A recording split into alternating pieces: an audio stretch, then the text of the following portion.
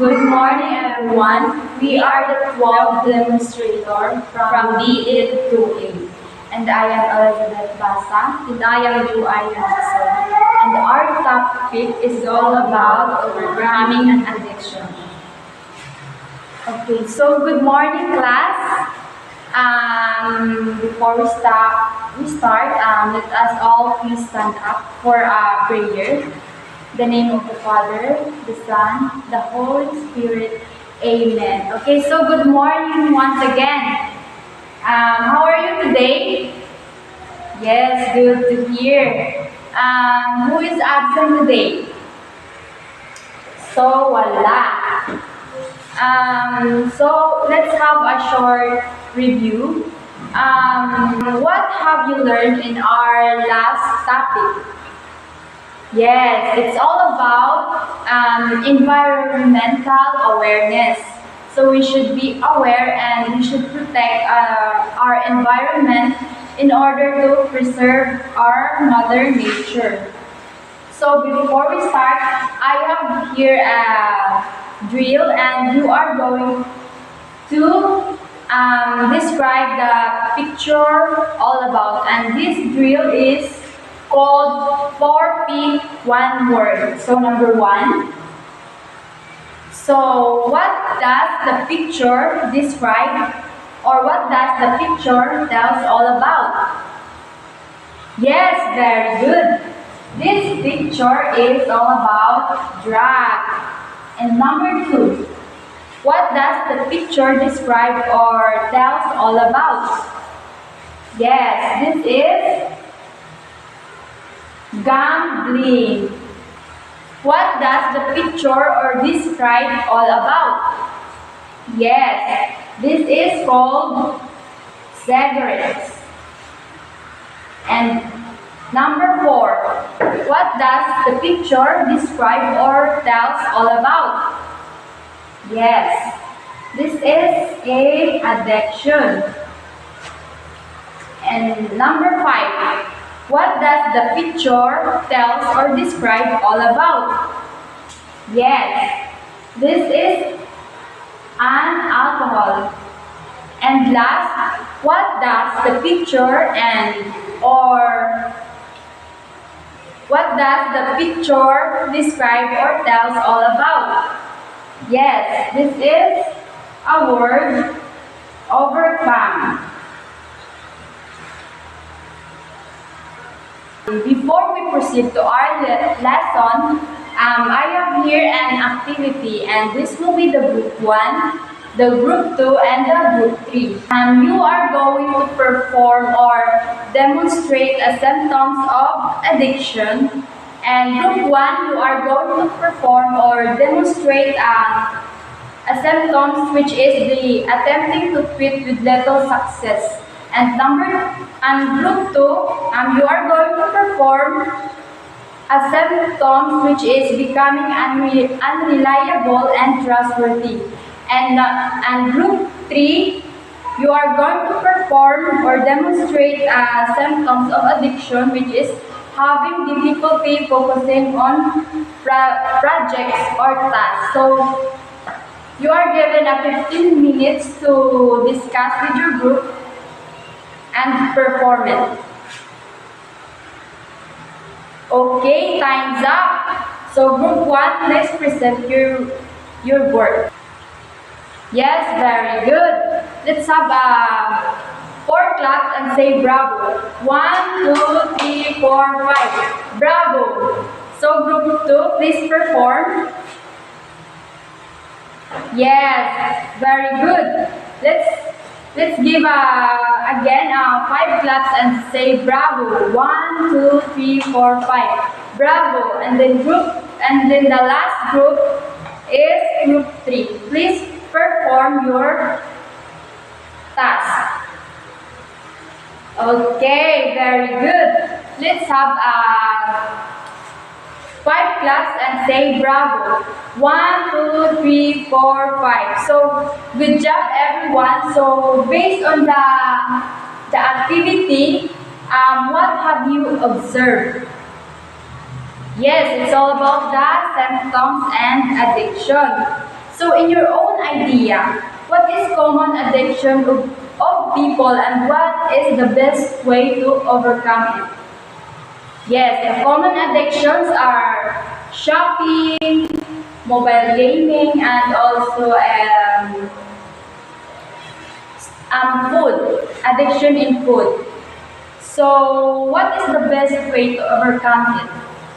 Yes, our best way to overcome it is quitting. We should quit an activity that can result of negative outcomes. So, to begin with our discussion, Miss Ina Diso will start the discussion.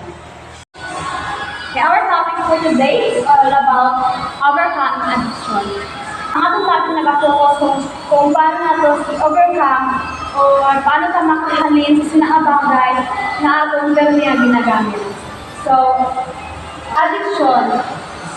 Ang addiction naman niya is the repeated use of substance or an activity even though it may be harmful. It is an activity nga ginagamit nagamit ang adlaw-adlaw, maski kabalo na lang ang ginakabagay is harmful. So, para sa inyo, ano ang mga activity nga nag-cause ang addiction sa atin?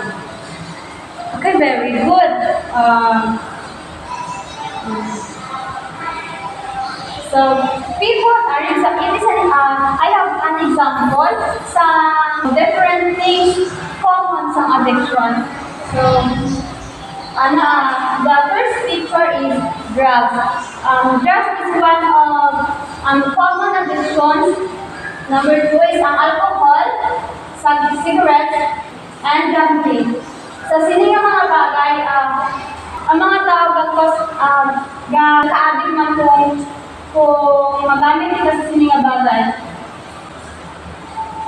So, I have here symptoms of addiction. So, number 1 is unpredictability while under the influence. So, for example, may nakita ko si mong barkada nga gagambling. So, nakita ko siya nga ng kay like pag-isubong kay nagpuso na ang online casino, nakita mo siya nga nagdaog siya. So, gusto man mag-try. So, why ka kabalo nga, ara ka din pag-try,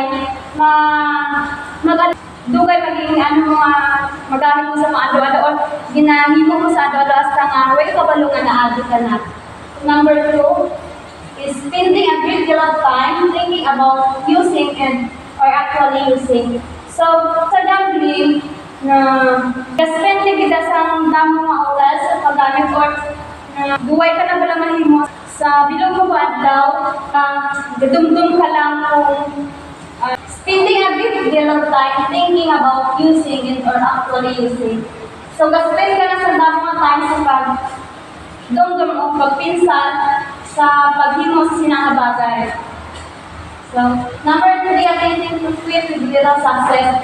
So, sa dili naman niya, duway ka na pala kabalo sa iyong obligasyon sa sinangado, nasugudan mo na mag-gambling or magsugal, hasta nga napuyo ka, way kabalo nga, sinagaling nga oras, may hilingon ka, hasta nga mabatahan lang ang buwas naman, hasta nga buwas, nag-gambling ka naman, wala siya kunin mo na mo. Number 4, frequent unexpected mood swings. Sa sini naman niya, for example, hindi ka makahimo sa sinang bagay or hindi ka kasubal kung wala ka sa kapital. So, ang imo lang nga mood malain. Number 5 is becoming unreliable and trustworthy. Hindi ka naman saligan kay, for example, maangayo ka parta sa mga ginikanan kay iano mo sa eskwelahan pero kay nabala nila nga ang ara ka yung kwarta ginagamit mo lang sa pag games or pag online casino mo na nang mawadaan sila ka ng ano sa mo ng trust. So, number 6 is having difficulty focusing on project or task. Okay, for example, hindi ka nakafocus sa iyong mga project or hiling mo na daw kay ayong pamisaron, ara ka lang sa sugal. So, yun nga siya. isolating oneself from others. Gusto mo na, dito naman yung example is ang drugs addiction. Di ba may iba ng mga tao na gusto na lang nila nga mag-isahan nun kay isa mo na sa symptoms ng addiction. Tungkol kay ano na sila sa drugs. So, increase secrecy. Doon na tamo, nagpili mo nga, isa lang na sila sa, becoming unreliable and trustworthy doon. Hindi nakabla masaligan tungkol kay damo na yung mga secret or nga mga gapamutin ka na lang mga permit. And last is insomnia or memory loss. Hindi ka na makakatulog tungkol kay di ka na, antes ka ng tulog, na-perde ka, ako yung perde, tapos hindi ka na matulog kay yung paminsan, paano mo to bawion or paano ka nakita kwarta or mga ilang kwarta para makashin na maluwat sa basta nga hindi ka na lang katulog. So, the next one is it's all about the process of addiction. Ano naman itakol sa pagmumukod.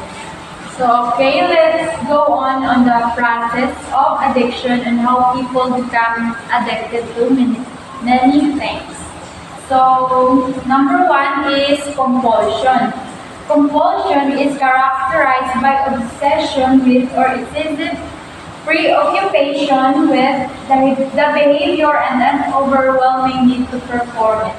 So, ang compulsion is, ang matem ka bala tungkol kay tungkol sa imong curiosity, matem ka nga ubrahon na inakabagay. Or ang for example, ang curious ka sa drugs or sa illegal drugs. Then, tungkol sa imong curiosity, na tem ka nga natilawan. Or for example, sa imong friend, ginatem ka nga, sige na, mag-try sa illegal drugs kay amo na refreshing sa lawas. So, tungkol sa imong curiosity, amo na ang start, ang process ng addiction, kay begin siya sa aton nga compulsion or curiosity. And number two, loss of control or inability to predict reliability whether any isolated occurrence of the behavior will be healthy or damaging. So, sa loss of control naman, unable ka naman maka-predict kung ang inabala nga bagay o brown mo maka-produce some good or bad outcomes. For example, sa aton health or maka-damage sa aton lawas or hindi. Amo naman na ang loss of control, unable ka maka-predict.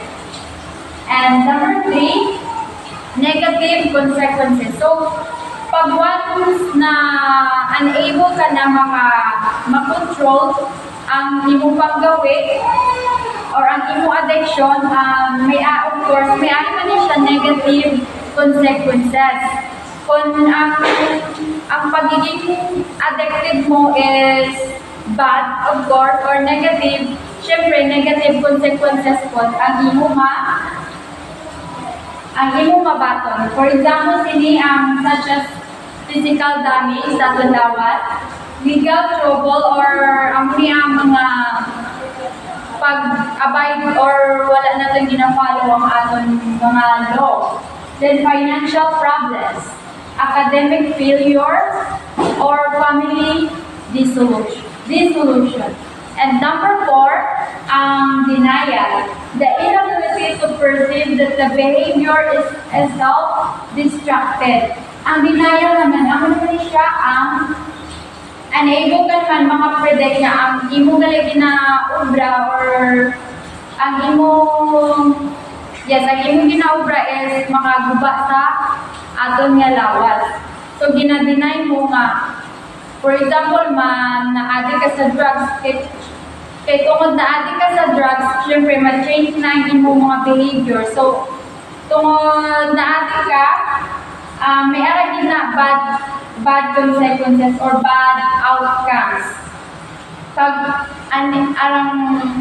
unable ka makapredict nga ang inagalit ni mo mga behavior is self-destructed or resulta sa resulta sa drug addiction. And number 5, inability to abstain. So, sa number 5 naman, amo naman siya unable ka naman malikawan mo or hindi mo na wala ka na will or kakayahan nga iwasan or likawan ang pagiging addicted kay tungod kuwan ka na immune ka na sa sinang nga bagay. Continue mo na siya nga ginaubra regardless of the outcome. So, amo to ang process ng addiction. Number 1 is compulsion.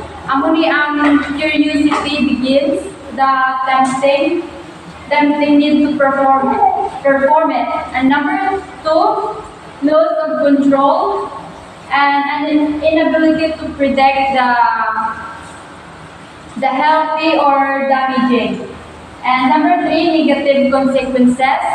Number 4, denial or the inability to perceive that the behavior is self-destructive. And number 5, inability to abstain, meaning continuance regardless of the outcome. So, paano natin nalikawan or ma-overcome ang addiction? So, through management and treatment is our way to overcome our addiction. First is hospital management.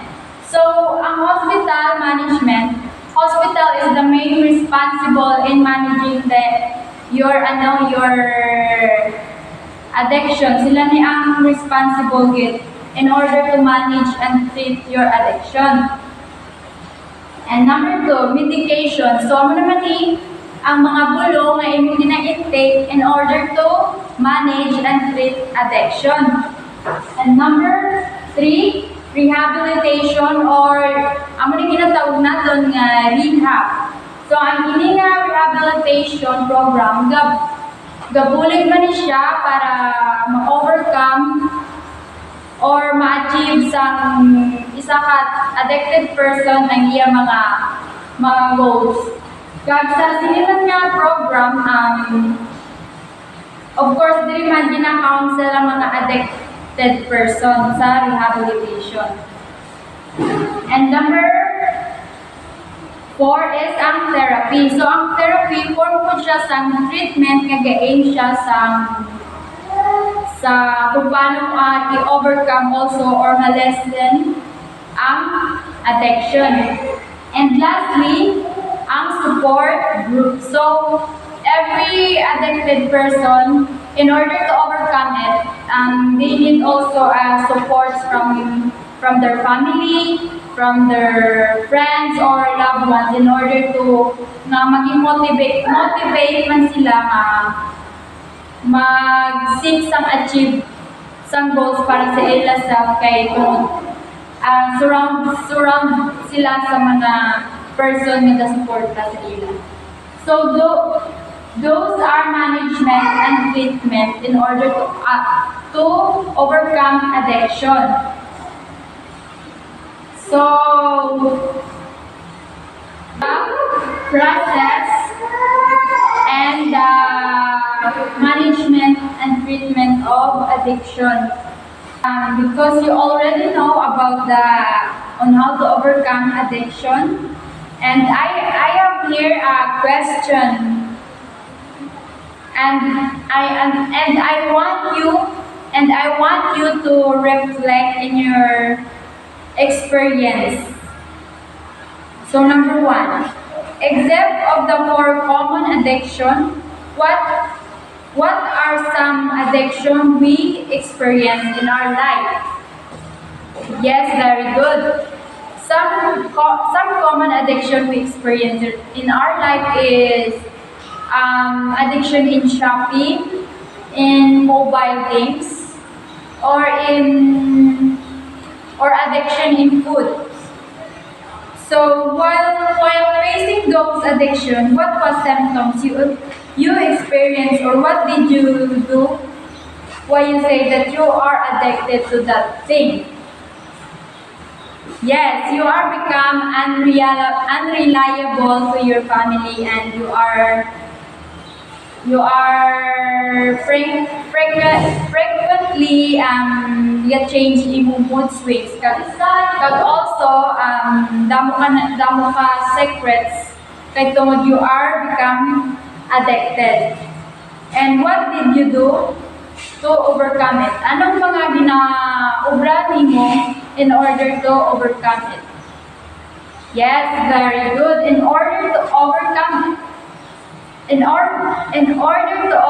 it, we should meet and we should seek guidance, counsel, and help. We should seek support to our family in order to overcome it. So, I guess, I'm ready na kamo para sa ating evaluation, and thank you for your listening and have a great day.